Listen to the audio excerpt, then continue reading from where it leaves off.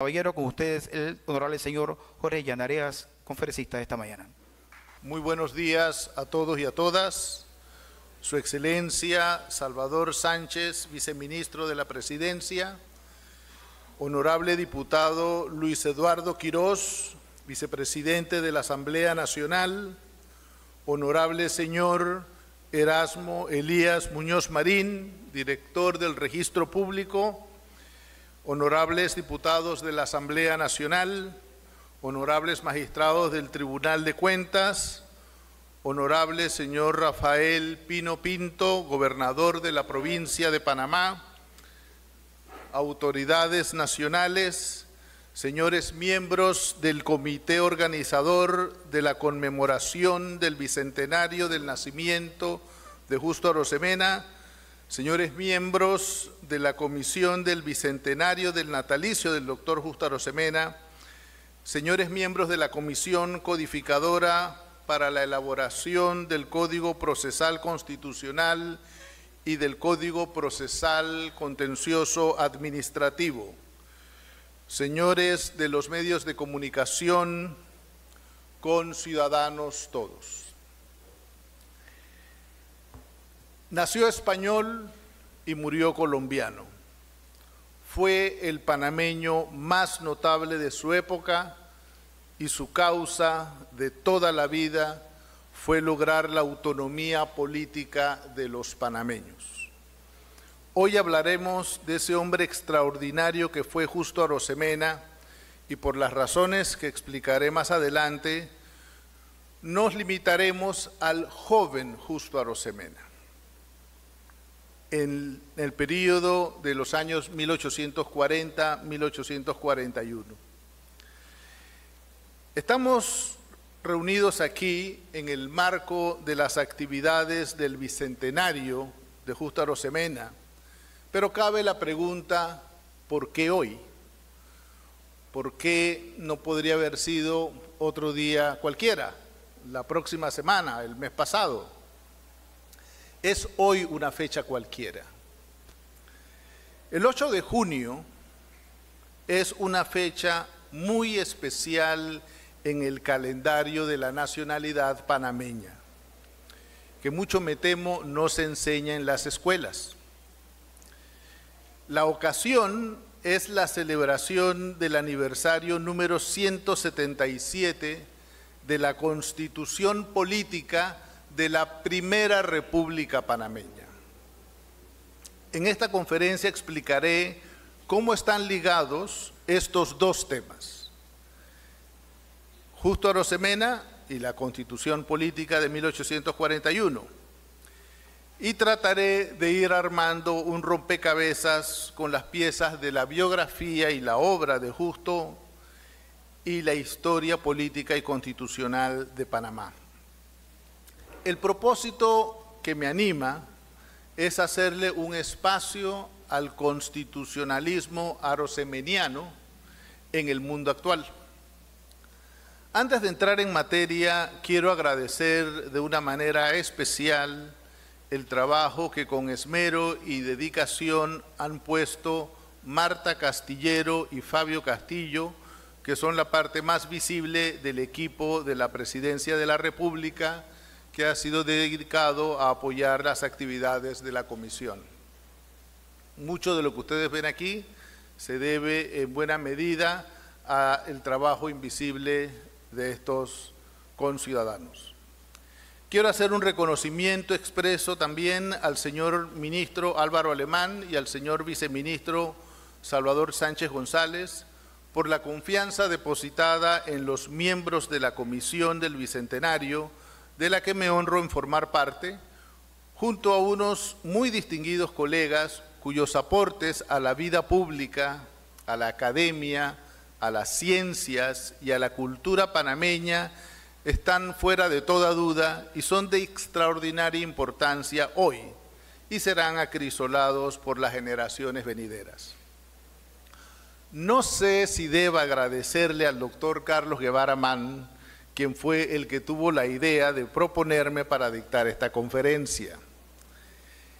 Esta conferencia es parte de un extenso programa que la Comisión ha organizado y que se estará ejecutando en los próximos meses en distintas sedes del mundo público y político panameño. Aunque generalmente confío en el buen criterio de Carlos, debo decir que espero que esta vez no se haya equivocado. Acepté el reto de entregar esta conferencia el día de hoy porque desde hace unos buenos años me anima el estudio de la historia de las constituciones panameñas. Pocos años tenía yo de dictar la cátedra de Derecho Constitucional en la Universidad de Panamá, cuando ya el maestro de quien la había heredado me insistía en que debía estudiar más historia constitucional y constantemente me pedía organizar un curso sobre esa materia. Como saben quienes conocen su obra, César Quintero dedicó sus últimas investigaciones a la evolución constitucional panameña. Quizás le preocupaba al viejo maestro la pérdida del hilo de Ariadna en los debates sobre la Constitución y la Constituyente, que a él le tocó presenciar en sus últimos años y que no siempre le motivaba a participar. Una de las pistas que deseo entregarles hoy es que los contextos históricos en los que se dieron los procesos políticos que concluyeron con el alumbramiento de una nueva constitución son importantes. Una constitución no es solo un texto al que le podemos añadir caprichosamente cualquier significado que se nos ocurra. Una constitución es también la historia que la empuja. Similarmente, hay que decir que los procesos políticos que fracasaron en su objetivo de traer al mundo una nueva constitución no son por eso poco importantes. Así como al iniciarse un proceso constituyente no hay garantía de buen éxito, tampoco la aprobación de una nueva constitución conlleva la garantía de perdurabilidad. Tanto de los procesos constitucionales fallidos como de las constituciones efímeras, se pueden y se deben obtener lecciones importantes. La constitución política de la que vamos a hablar hoy pertenece definitivamente a esa categoría que podemos llamar constituciones efímeras, por su corta duración en el tiempo. A los pocos meses de haber entrado en vigencia, un 8 de junio de 1841, los mismos panameños que la impulsaron optaron por derogarla. Justo Arosemena, que jugó un papel significativo en su redacción, también estuvo a favor de su derogación. Quiero dejar planteado para su consideración que las constituciones efímeras no son menos intrigantes que las duraderas y probablemente guardan más secretos en sus textos porque han sido menos estudiadas. Soy de la opinión que los problemas políticos y constitucionales, como sea que se definan, son el resultado de una historia y que las claves para articular respuestas adecuadas a estos problemas se encuentran parcialmente en la historia de las instituciones constitucionales que les precede. El hecho de que sea partidario de historizar el conocimiento de las instituciones constitucionales no me convierte en historiador, desde luego. No pretendo usurpar, pues, el espacio de esta disciplina humanística, que dicho sea de paso, tiene en la Comisión del Bicentenario varias figuras cimeras. Tampoco ofreceré una lección de derecho constitucional, entendiendo aquí por derecho constitucional una disciplina normativa que parte del abordaje interpretativo de textos constitucionales para definir conflictos de variada naturaleza desde el ámbito de la justicia. Mi interés se centra más en esa facultad humana que es el pensamiento. Se trata de una actividad creadora del individuo, que ejerce en concierto con otros individuos y cuyos productos se trasladan luego a las instituciones en las cuales esta facultad se despersonaliza y se convierte en riqueza común.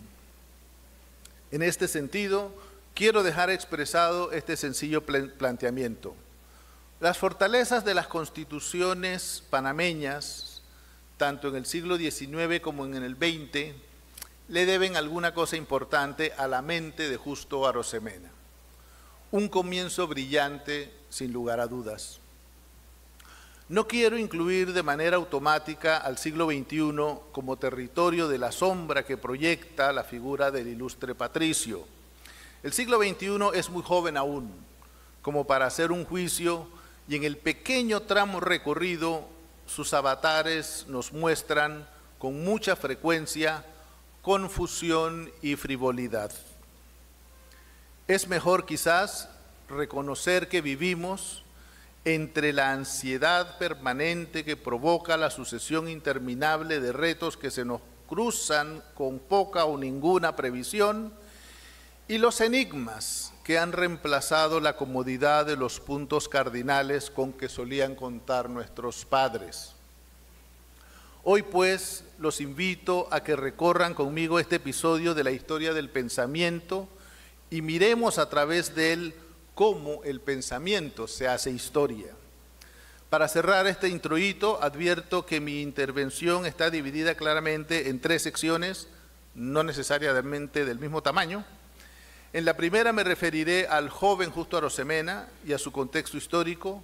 En la sección media me referiré a la Carta Constitucional de 1841 y comentaré sobre algunos conceptos, sin la pretensión de querer abarcarlo todo, ni siquiera de abarcar lo que es importante hoy. Y finalmente esbozaré algunas conclusiones provisionales sobre la vocación constitucional del Estado panameño. Justo Arosemena nació en 1817, cuando todavía el Istmo de Panamá formaba parte del Reino Español. Su padre había sido uno de los principales promotores del movimiento secesionista contra la corona española. En 1838,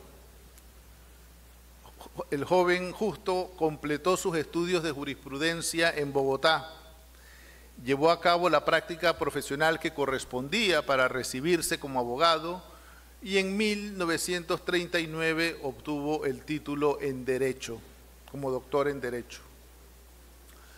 Como el joven Justo integraba una familia muy involucrada en los asuntos políticos del Istmo, no solo a través de su padre Mariano Arosemena, sino también a través de sus tíos Blas Arosemena y Gaspar Arosemena, es de suponer que su temprana maduración como persona adulta incluía un inusual conocimiento de las cuestiones de Estado que se discutían entre políticos y comerciantes de la época. Blas Arosemena, tío del joven Justo, regentaba a la sazón el llamado Colegio de Panamá. Y el año en que culminó sus estudios, el joven Arosemena fue nombrado vicerrector de dicha institución. En 1840, Arosemena viajó a Estados Unidos y allí completó y publicó su primera obra, titulada Apuntamientos para la introducción a las ciencias morales y políticas, la cual es, sin lugar a dudas, un hito en el pensamiento social latinoamericano. Creo que también cabe decir aquí que fue en Estados Unidos donde nació su primera hija, Inés, y también es importante anotar que el doctor Arosemena hablaba la lengua inglesa con suficiencia y eso le abrió las puertas al conocimiento, al estudio de una bibliografía que por supuesto no era la norma en el Istmo. Ahí cabe también hacerse una pregunta sobre el joven Justo, cómo se comparaba con los otros jóvenes de su época. En la biografía que escribió el doctor José Dolores Moscote en compañía de Enrique J. Arce, y que fue esta obra, voy a hacer una pequeña digresión así, esta obra fue pensada para concursar en el concurso que abrió la Asamblea Nacional en 1916 para celebrar el centenario de Justo Arosemena. Lamentablemente no terminaron la obra a tiempo. La obra en sus capítulos finales se ve que está inconclusa y no la presentaron. Es una excelente obra y fue publicada por primera vez por el hijo del doctor Moscote, por Rafael Moscote, en el año 56. Así que es una obra muy valiosa para el estudio de la vida de Justo Arosemena. Y en ella, el doctor Moscote, que en realidad fue el que hizo la redacción de la obra, dice Moscote lo siguiente: el positivismo del doctor Arosemena es solo la filtración en su mente del genio inglés, práctico en la investigación de la verdad, objetivamente utilitarista en la apreciación de los hechos y frío, acaso demasiado frío, en la construcción literaria de sus síntesis o generalizaciones. La juventud liberal, ungida como él, con el óleo de unas mismas doctrinas filosófico-políticas y especialmente aquella en la altiplanicie, refiriéndose a Bogotá, comenzaba a agitarse en la vida pública con algaradas en las barras de los congresos y con artículos de política romántica en la prensa periódica que no eran ciertamente a la que pertenecía el doctor Arosemena. Es importante valorar el hecho de que Justo Arosemena ni siquiera en sus inicios pensó en la política de una manera separada de los estudios y del conocimiento de la política. Su ingreso mismo en la vida política fue desde el comienzo como un intelectual de la política. Ahora, hay que aclarar que eso no quiere decir que fuese una persona que se aislaba de la vida política, todo lo contrario. De acuerdo a sus ideales filosóficos, la política requería participación. Saber de la política y participar en política eran una misma cosa. Uno buscaba conocer sobre la política porque participaba en la política y participaba en la política también buscando conocer más de la política. Así que no pensemos que Justo Arosemena era un teórico, en el sentido un poco peyorativo que esa palabra tiene el día de hoy. Creo que también es importante decir que esa obrita, Apuntamientos para la introducción a las ciencias morales y políticas, es una obra que refleja el más alto desarrollo de lo que serán las ciencias sociales de su época. Sus fuentes, por supuesto, está el utilitarismo de Jeremy Bentham. Hay que recordar que Jeremy Bentham había nacido en 1748 y ya en 1780 era un autor sumamente leído por su obra Introducción a los principios de moral y legislación. Esa obra, a su vez, había recorrido en América Latina en una traducción en español, pero más allá de todo eso, Bentham representaba en América Latina una corriente fresca, innovadora, era un liberalismo de avanzada. También es importante recoger brevemente que había otros autores de lengua francesa que eran muy importantes para Justo Arosemena, entre ellos Charles Comte. Charles Comte era abogado, periodista, escritor, político, era un hombre de la vida pública francesa era tan importante que fue echado en algún momento de los países que visitó. Escribió varias obras importantes y en 1825 entró en contacto con Bentham. Siendo mayor que Bentham, él entró en contacto con Bentham y digamos que a partir de ese encuentro en Inglaterra, Charles Comte se volvió también utilitarista. Y la obra de Charles Comte también fue traducida al inglés. Él escribía en francés y fue traducida al inglés. Y fueron las traducciones al inglés que leyó Justo Arosemena.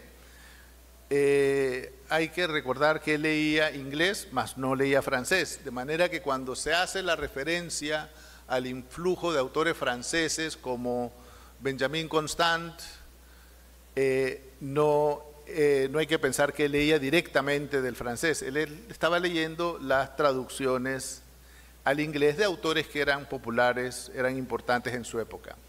Es importante también no confundir a Charles Comte con Augusto Comte, que es el que se le considera el fundador del positivismo.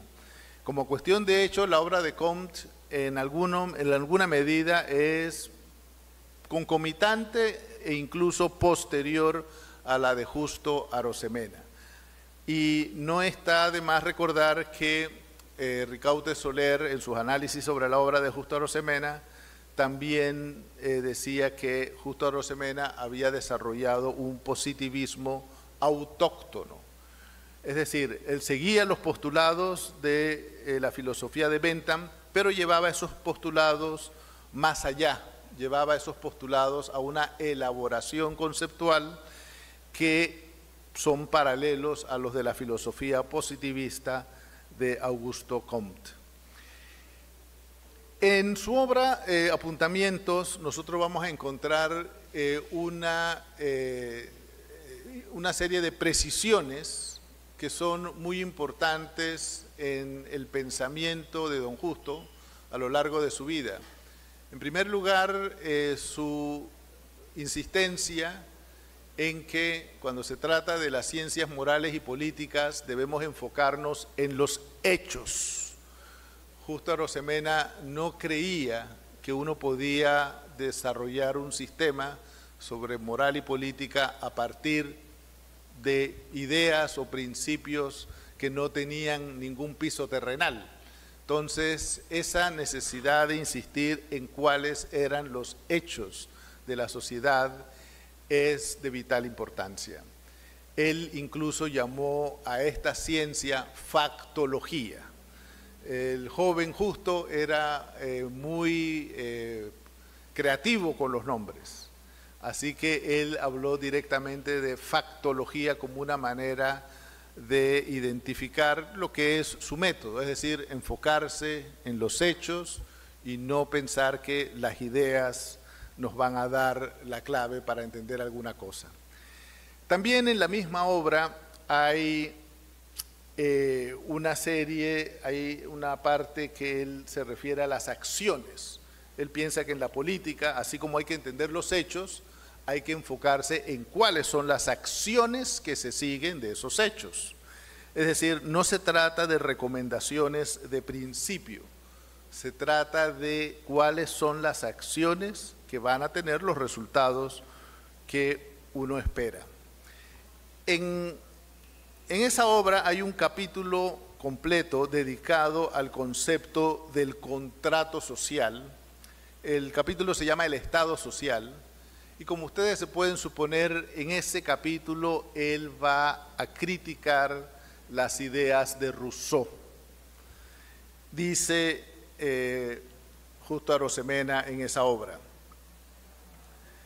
el sistema de Rousseau consta de principios evidentemente falsos. El primero que se sienta es que los hombres se hallaban primeramente en un estado de aislamiento, y a la verdad yo no sé cómo ha podido averiguarlo Rousseau, porque los monumentos históricos enmudecen sobre el particular, y además, en cuantas partes se hallan los hombres, los vieron reunidos en corrillos y familias. aunque ninguno echase de ver jamás el modo como se habían formado estos corrillos. Por otra parte, ¿será natural un Estado que no pudo sostenerse y que necesitó alterarse inmediatamente para convertirse en nada menos que en el Estado opuesto? Para Arosemena era muy importante rescatar entre las ideas novedosas, las ideas liberales, utilitaristas de Bentham, sobre la base de la construcción de instituciones afines a esas ideas. Es decir, él veía en el rousseauismo una doctrina peligrosa para la política, porque no tenía unos fundamentos adecuados. En ese capítulo, Arosemena dice, para finalizar, lo siguiente: no puedo jactarme de haber confutado enteramente, en pocas líneas, el sistema rousseauiano. Carlos Comte ha desempeñado este trabajo mucho más satisfactoriamente, y si se han hecho aquí algunas observaciones impugnatorias, no ha sido sino para no dejar un vacío. El contrato social ha tenido un séquito inmenso desde su primera aparición. Él constituye uno de los más famosos sistemas falsos y es, por otro lado, de los que pueden prestarse a abusos más perniciosos. Sí, pues, por efectuarlo, al tratar de la sociedad, que parece ser su lugar indicado, no se le mencionó antes, debía no incurrirse ahora en semejante omisión. Entonces, Arosemena se refiere a uno de los hechos más importantes de su época, que son las revoluciones.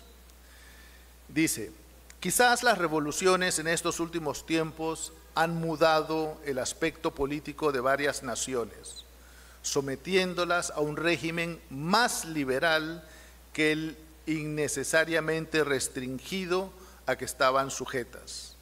Se deben en gran parte a las nociones de libertad contenidas en el libro de Rousseau. Pero al mismo tiempo es cierto que, profesado en toda su extensión, habría producido inmensos males y aún puede muy bien servir de apoyo a la tiranía. Tal es lo absurdo y contradictorio de sus principios. Esto lo escribe justo Arosemena en el mismo año en que Tocqueville está escribiendo La democracia en América. O sea que no solamente estamos en presencia de un joven formado de acuerdo a unos principios y a unos conceptos, sino que además es un joven visionario de lo que son las doctrinas políticas de su época. Creo que ya es momento de que entonces entremos un poco a cuál era la historia de las constituciones en Panamá. En realidad, la primera constitución que se produjo en el Reino Español en esta época fue la Constitución de Bayona. La Constitución de Bayona, los historiadores no les gusta tomarla en cuenta, piensan que la Constitución de Bayona fue una imposición francesa. La Constitución de Bayona en muchos sentidos no se ajusta al concepto, digamos, tradicional de constitución. No hay un poder del pueblo constituyente detrás de ella y no hay una regulación de derechos como lo hizo la Constitución francesa o la Constitución americana. Sin embargo, lo cierto es que la Constitución de Bayona modificó el aparato político español y la Constitución de Cádiz de 1812 es en buena medida una reacción a la Constitución de Bayona. Así que hay que considerar que esas fueron las dos primeras constituciones que rigieron en el Istmo. En un trabajo de investigación excelente que ha hecho el doctor Salvador Sánchez, sobre la Constitución de Cádiz, él ha mostrado cómo hubo participación de panameños en las Cortes de Cádiz. Así que de alguna manera ya había un involucramiento de panameños en ese nivel. Sin embargo, hay que seguir el hilo de la historia, qué fue lo que pasó con esa Constitución. Panamá se separó, se declaró independiente de España y se unió a Colombia en los momentos en que regía en Colombia la Constitución de Cúcuta, que había sido adoptada ese mismo año, en 1821, unos pocos meses antes. En ese momento, el proyecto panameño era ser parte de la Gran Colombia. Eso era la denominación oficial del Estado colombiano en los momentos en que Panamá se une a Colombia. Sin embargo, la Gran Colombia tenía muchas presiones, había muchas tensiones internas y eso duró hasta 1830. En 1830 los venezolanos se declararon independientes, tomaron otro rumbo. Los ecuatorianos, que también eran parte de la Gran Colombia, la verdad nunca se sintieron muy escuchados ni participaron mucho en esa Constitución de 1821, así que rápidamente también se declararon independientes y en 1832 entonces se dictó una nueva Constitución, que es la primera Constitución de la Nueva Granada, de la República de la Nueva Granada, en donde está Colombia con Panamá. Así que este es el contexto en que se va a producir una serie de ideas entre los panameños. Es decir, después de tener dos constituciones españolas y dos constituciones colombianas, entonces vamos a tener la primera constitución panameña. ¿Por qué primera constitución panameña? Porque es una constitución redactada por panameños, es una constitución que obedece a un movimiento hecho por panameños y es para que rija en Panamá, en el territorio panameño. Así que en ese sentido me parece que hay que darle el justo valor que esa constitución tiene.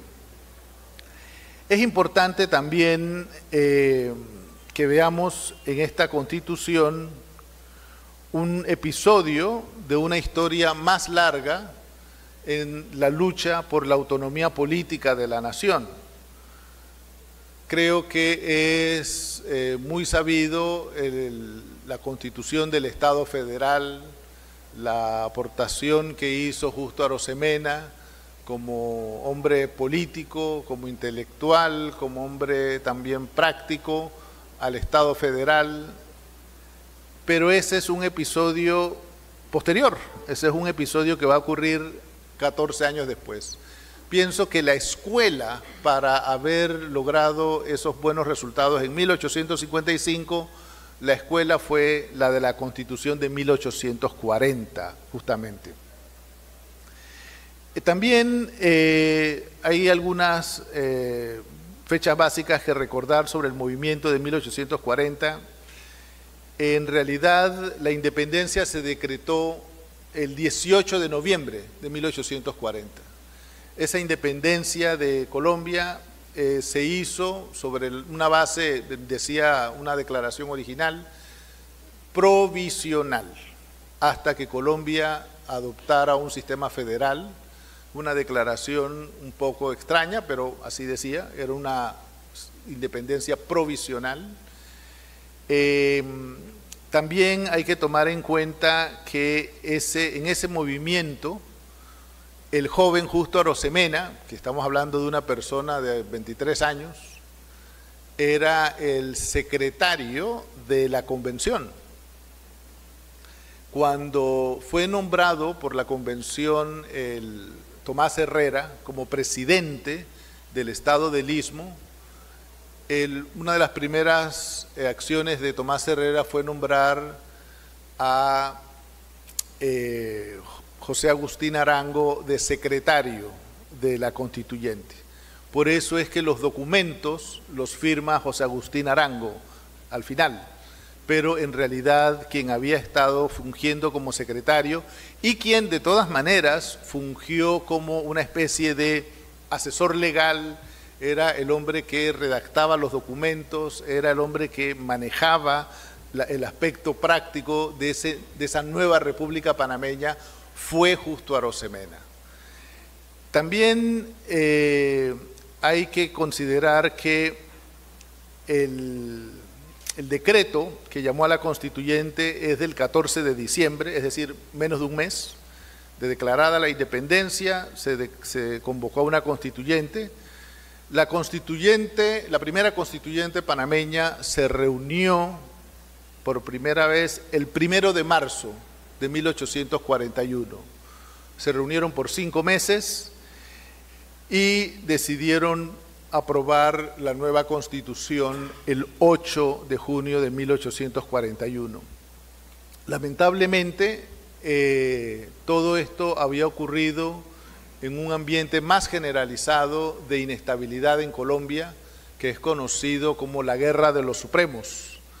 La Guerra de los Supremos es un fenómeno que se da en esta época en donde en las distintas regiones de Colombia se declaran independientes o independientes del gobierno central una serie de, digamos, de personas que estaban muy arraigados en el poder local y podían hacer esas declaraciones. Así que, en cierto sentido, la Constitución panameña de 1841 es una especie del reflejo en el istmo de lo que en Colombia se está dando como la Guerra de los Supremos. El poder central colombiano finalmente puso su ejército en orden y, digamos, aplacó la anarquía en que estaba Colombia en ese momento. Como el general Tomás Herrera era la persona que había estado como presidente del nuevo Estado, y lo conocían muy bien, evidentemente. Tomás Herrera había sido uno de los grandes generales de Bolívar, era una persona que tenía los contactos, las comunicaciones con la clase política colombiana.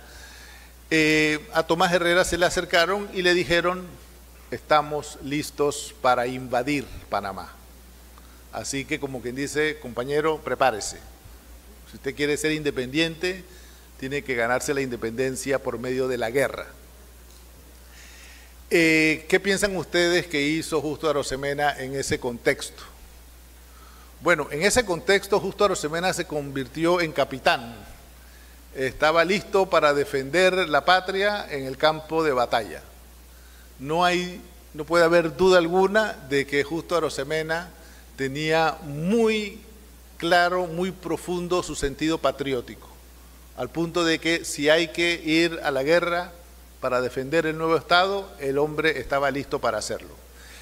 Sin embargo, en la dirección, el liderazgo de Tomás Herrera, que era un hombre muy conocedor del arte de la guerra, orientó, aconsejó a los panameños a que no tomaran ese camino, porque Panamá no tenía la fortaleza bélica para enfrentarse al ejército colombiano. Así que fue Justo Arosemena el que preparó el documento mediante el cual el Estado del Istmo se reincorpora a la Nueva Granada.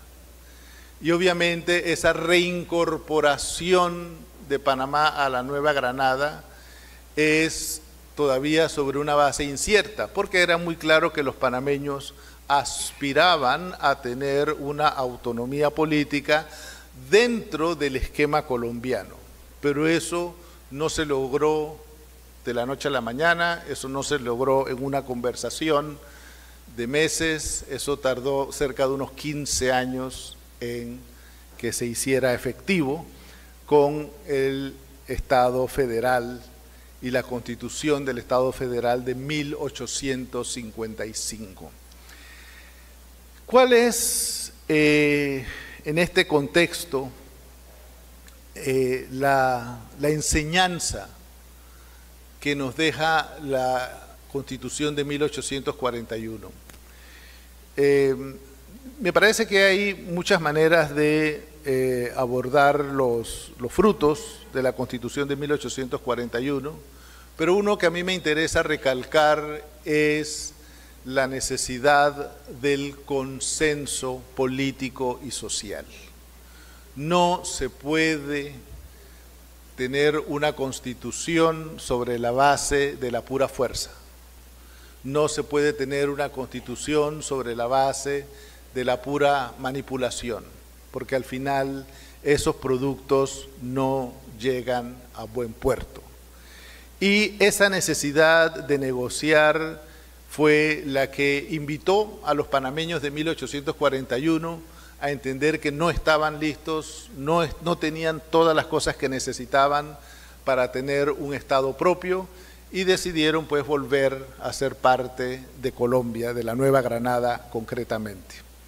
Como ustedes conocen la historia, fue largo ese proceso hasta que los panameños lograran tener un acuerdo fundamental sobre la existencia de un Estado propio.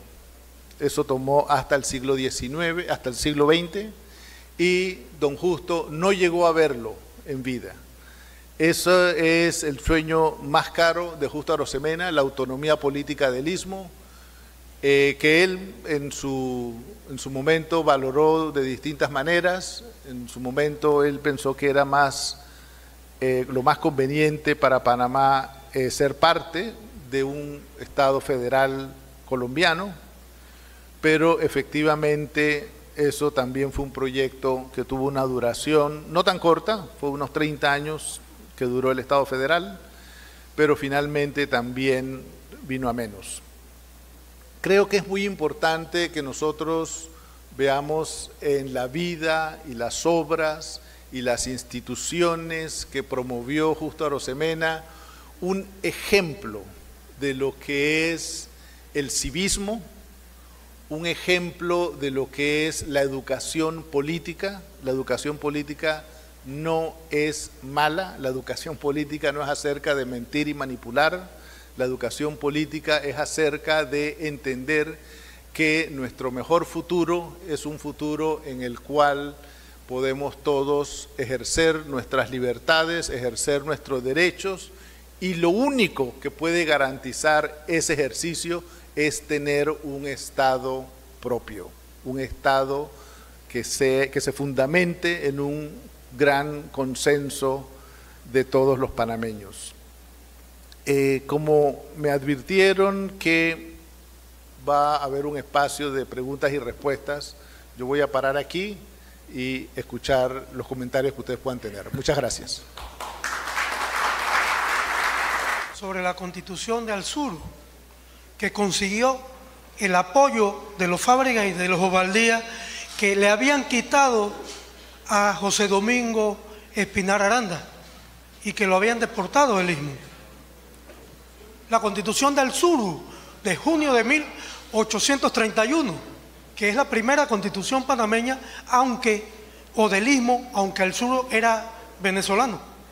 Y Alsuru recibe el apoyo de la oligarquía panameña, de los Fábregas y de los Ovaldía, que le quitaron a José Domingo Espinar Aranda, acusándolo de crear un Estado de castas, un Estado copia de Haití, porque era negro, pues.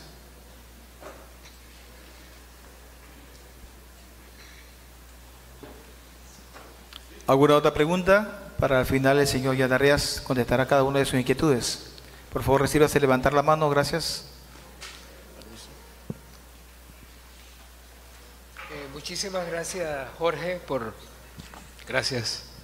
El sonido es malo, pero bueno, no importa. Muchísimas gracias, Jorge.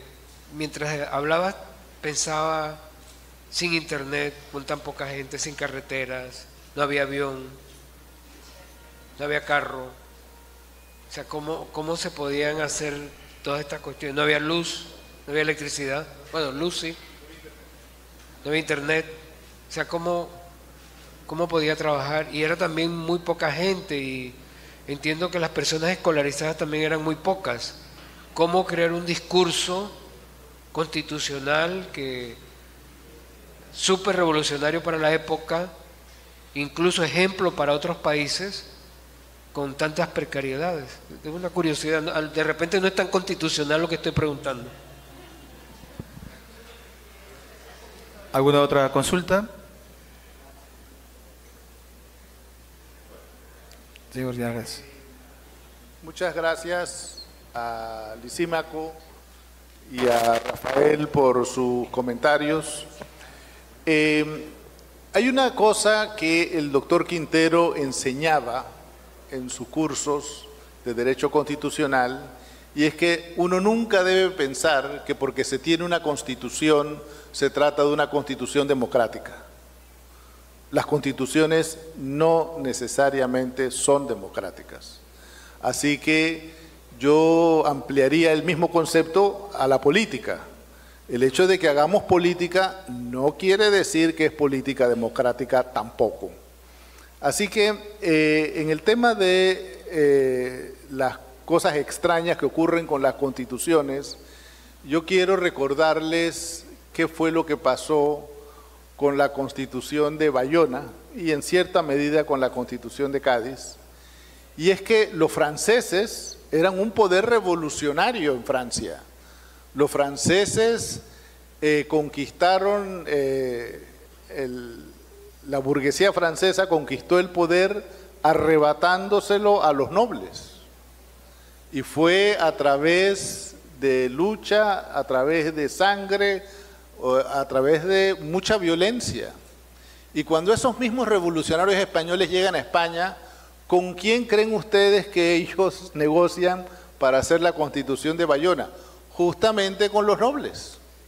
Entonces, las constituciones españolas muestran ese lado ambiguo, que los que son revolucionarios allá no necesariamente están interesados en la revolución en España. Sobre las condiciones de la época, yo creo que es como dice Rafael, uno debe admirarse, uno debe maravillarse de estas personas que en condiciones muy limitadas lograron tener una comprensión de su mundo. Sin embargo, sí creo que podemos decir cuáles eran las prácticas sociales que hoy más o menos se tienen conocidas, se tienen estudiadas, y que tiene que ver con lo siguiente. Primero, la imprenta, la producción de los libros. Los canales de distribución de los libros eran algo que funcionaba en la época. Segundo, los periódicos. Todas estas personas que hemos mencionado hoy escribían en los periódicos de la época. Justo Arosemena escribió muchísimo en los periódicos de la época desde muy joven.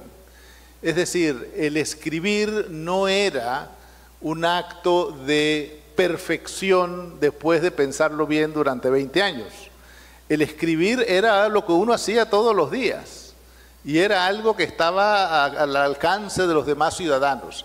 De esa manera, a través de los periódicos, a través de los canales de distribución de los libros, es que circulaban las ideas de la época.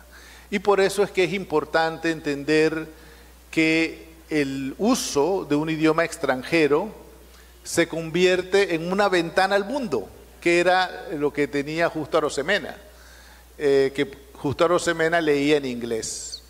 Creo que hubiera sido también importante que más personas hubiesen leído inglés y que incluso leyeran directamente del francés, pero hasta allí no llegamos. Y eso sigue siendo la condición hoy. El acceso a idiomas son ventanas a la cultura, son ventanas a otros mundos y eso nos ayuda a comprender mejor las cosas. Hay una discusión interesante en la biografía de Méndez Pereira sobre las decisiones de los padres de Justo Arosemena en cuanto a su educación. Y básicamente como que la idea era de enviar a Justo Arosemena a Inglaterra y su madre se oponía. La madre de Justo Arosemena no le parecía bien que su hijo estuviera tan lejos de Panamá. Claro, ese es un pensamiento de madre, uno puede decir.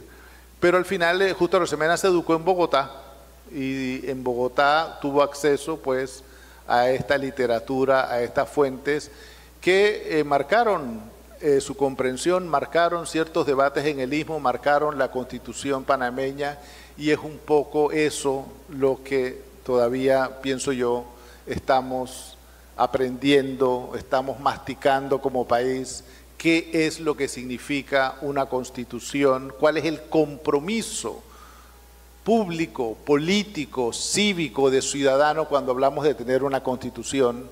Creo que son conceptos que vale la pena volver a discutir, son conceptos que vale la pena no trivializar, no pensar que una Constitución es algo que alguien aprueba, porque si miramos la Constitución como algo que alguien va a aprobar, pues estamos despojando a la Constitución de todo su valor. La Constitución tiene que significar algo importante en la vida pública de un país. Y yo quiero pedirle que nos pongamos la mano en el pecho y nos preguntemos si verdaderamente nosotros conocemos nuestras instituciones constitucionales. Es muy fácil despotricar contra lo que no se conoce. Es muy fácil decir que nada sirve y nada funciona. Pero me pregunto yo si esa es la actitud más positiva para lograr tener un Estado que sencillamente proteja los derechos y las libertades de sus ciudadanos. Muchas gracias.